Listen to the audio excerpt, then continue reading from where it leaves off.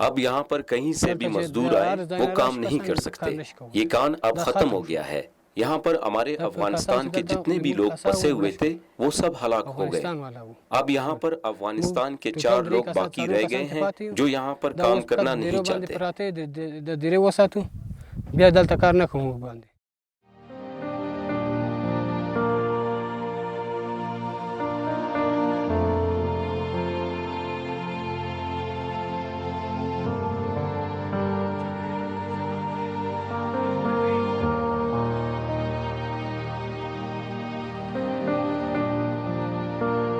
Chief inspector के साथ राबिता हो गया 12 बजे पे।